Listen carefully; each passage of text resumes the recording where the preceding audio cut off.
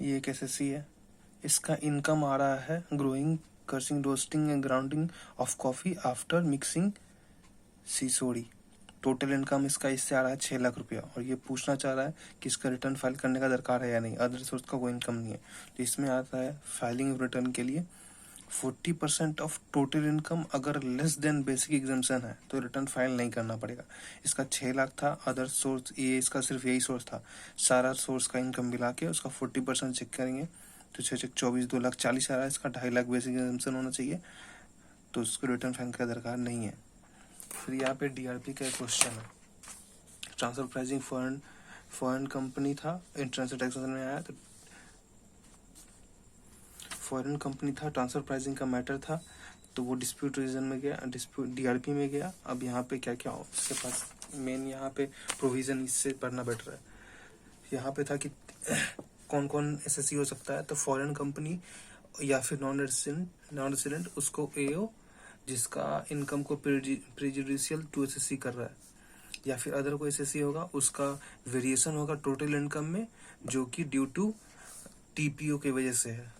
तो ये दोनों केस में वो ड्राफ्ट ऑर्डर बनाएगा और with in 30 days from the receipt of the order, 30 दिन के अंदर एसएससी जब रिसीव कर रहा है, जिस दिन एसएससी रिसीव कर रहा है उसके 30 दिन के अंदर या तो एक्सेप्टेंस देगा तो ऑब्जेक्शन देगा। एक्सेप्टेंस देगा तो जिस दिन एक्सेप्टेंस मिला तो उसके 1 month from the end of the month in which acceptance receive, उसके मंथ के अंदर में फाइनल ऑर्डर दे देगा, बात खत्म।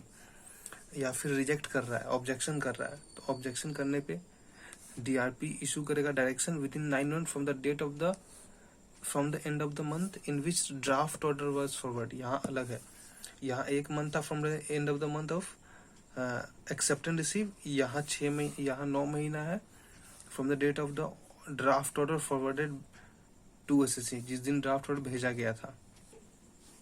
डीआरपी का ऑर्डर एओ को बाइंडिंग होगा और डीआरपी रिड्यूस, कंफर्म, इनहेंस भी कर सकता है। अगर एसएससी से सेटिस्फाइड नहीं है तो एसएससी डायरेक्ट आईटेट में जा सकता है डायरेक्ट। यहाँ पे है DRP AO to SSC direct.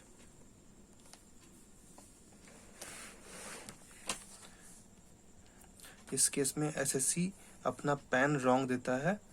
किस ट्रांजैक्शन में? 75,000 का कैश ट्रांजैक्शन था फॉरेन ट्रैवल के लिए, सऊदी अरेबिया के लिए।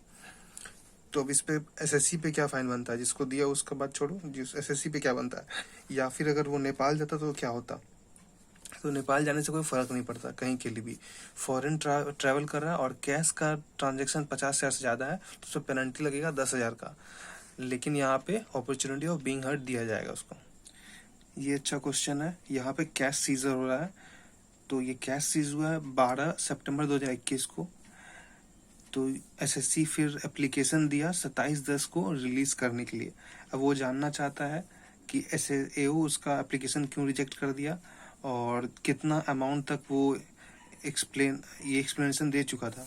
एक्सप्लेन के अंदर डिपार्टमेंट टोल्ड द एक्सप्लेन बनी, एक्सप्लेन करने के बाद भी कर सकता है या नहीं, और कर सकता है तो कितना एक्सटेंड और किस टाइम तक।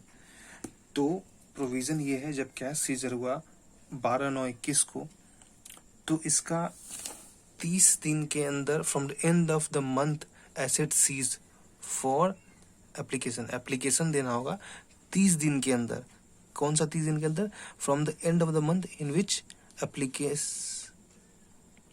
एसेट सीज, जिस महीना में एसेट सीज हुआ उस महीना के एंड से 30 दिन के अंदर, ये एप्लीकेशन का डेट है।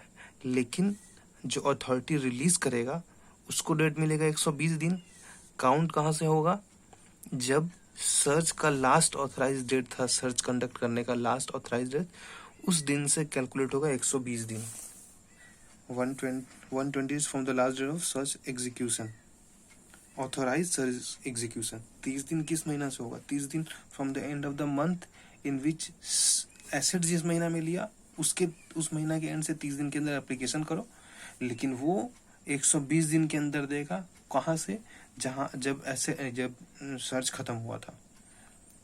अब यहाँ पे after the recovery of existing liability, लेकिन एग्जिस्टिंग लाइबिलिटी के अंदर एडवांस टैक्स नहीं आता है। एडवांस टैक्स को इंक्लूड करके एग्जिस्टिंग लाइबिलिटी में लेते हैं। अब यहाँ जो एसेट रिलीज हो रहा था, यहाँ एओ का जो एक्सप्लेनेशन है वो एओ को सेटिस्फाई होना चाहिए और एओ रिलीज करेगा prior approval of principal PCCI सीसीपीसी। एक कंपनी है राम भरोसे लिमिटेड, उसका एक डायरेक्टर है, एक दूसरा डायरेक्टर है। तो यहाँ पे सर्च हो रहा है 132, सर्च यानी रेड 9/8 को सर्च हो रहा है बिजनेस प्रीमाइस पे भी, डायरेक्टर के, दोनों डायरेक्टर के घर पे। तो पहला ट्रांजैक्शन था यहाँ पेपर मिला अकाउंटेंट के यहाँ, जो कि श्री किशन लिमिटेड का था। तो अब ये जो पार्टी है यहाँ चेक किया गया तो डायरेक्ट और इनडायरेक्ट रिलेशन इसका किसी से भी नहीं है।